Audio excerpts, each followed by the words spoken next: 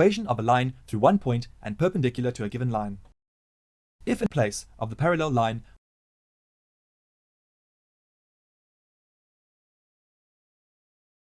we are given the equation of another line perpendicular to the line L, how would we approach this problem? Let's call the line along this perpendicular edge as J. Given the equation of this line, we can calculate the gradient mj of this line. We learnt earlier that the product of gradients of two perpendicular lines is -1.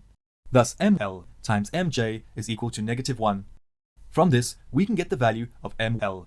Now, we have the value of the gradient for the line L and the coordinates of a point on the line. We can therefore use the gradient point form of the equation of a line. Let us take an example. The point A, -5, 3, lies along one of the edges of a table. The adjacent edge of the table has a gradient -1/3. Find the equation of the edge of the table that passes through A. Let us call these lines L and J. The product of the gradients of two perpendicular lines is -1. ml times mj is equal to -1. ml times -1/3 is equal to -1. Multiplying both the sides by -3, we get ml times -1/3 times -3 is equal to -1 times -3. ml is equal to 3. Thus the equation of the line L is y is equal to 3x plus c. Let us now substitute the x and y values for the point A, -5, 3, into this equation. 3 is equal to 3 times -5 plus c. 3 is equal to -15 plus c. Adding plus 15 to both the sides of the equation, we get 3 plus 15 is equal to -15 plus 15 plus c. c is equal to 18. We can now write the equation of the line L as y is equal to 3x plus 18. Let us take another example.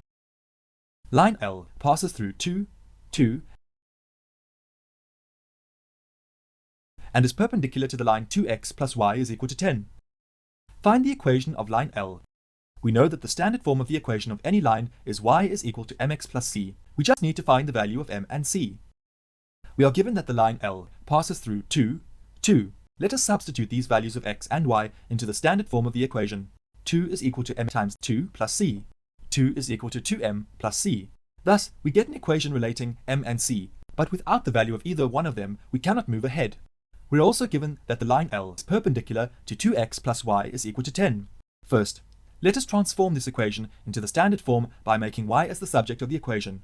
Adding -2x to both sides, we get y is equal to -2x plus 10.